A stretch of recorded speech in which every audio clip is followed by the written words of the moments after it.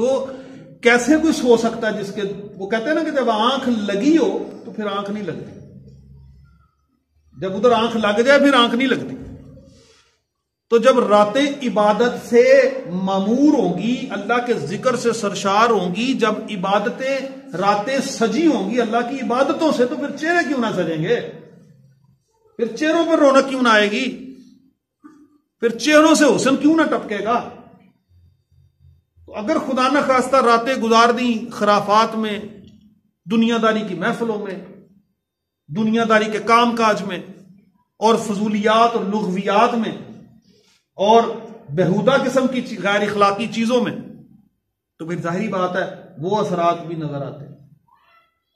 نبی پاک صلی اللہ علیہ وآلہ وسلم کا صدقہ ہے، آپ صلی اللہ علیہ وسلم کے طفیل، آپ کے وسیلے سے اب شکلیں نہیں بدلتی، اب اس طرح سے شکلیں تو نہیں بدلتی جیسے پچھلی قوموں کی شکلیں بدل جاتی تھیں، لیکن وہ نیکی کے اثرات اور اس کے آثار چہروں پر نظر ضرور آتے ہیں، اور برائیوں کی قباحتیں اور برائیوں کی تحریریں وہ ماتھے پہ لکھی ہوئی نظر آ رہی ہوتی،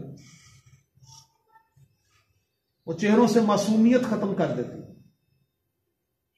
برائی اور بدی چہروں پر سے معصومیت ختم کر دیتی، اور نیکی اور اچھائی چہروں کو سجا دیتی۔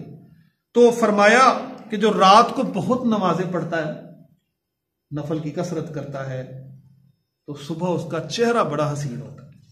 اور پھر مسند احمد میں حضرت ابو ہریرہ رضی اللہ تعالیٰ عنہ سے روایت، یہ بھی بڑی پیاری حدیث ہے، فرمایا کہ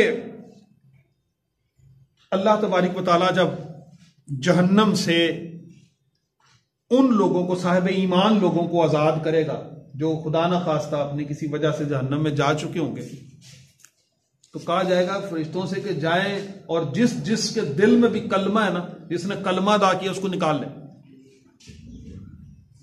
تو جب ان کو نکالا جائے گا، جب وہ فرشتے جائیں گے،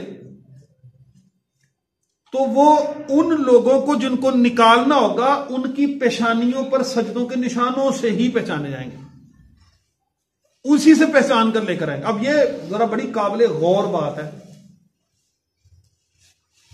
ایک طرف تو یہ بڑی بات ہمیں سمجھ میں آ رہی ہے کہ وہ پیشانیوں پر سجدے کے نشان قائم رہیں گے۔ ابو ہریرہ رضی اللہ تعالیٰ عنہ کی روایت ہے، آقا کریم صلی اللہ علیہ وسلم نے ارشاد فرمایا کہ اللہ نے سجدے کے نشانوں کو جلانے سے آگ کو منع فرما دیا، آگ پر حرام کر دیا ہے کہ سجدوں کے نشان کو وہ نہیں کھائے گی، وہ قائم رہیں گے۔ لیکن دوسری طرف ایک بہت بڑی وعید بھی تو ہے، دوسری طرف ایک بڑی سخت فکر والی بات بھی تو ہے کہ ماتھے پر سجدوں کے نشان بھی ہوں گے اور پھر جہنم میں ہوں گے۔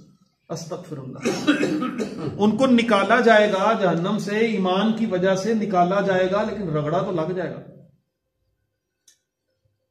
سجدوں کے نشان پیشانی پر موجود ہوں گے اور پھر جہنم میں ہوں گے۔ استغفر اللہ ثم استغفر اللہ، یہ بات قابل غور ہے۔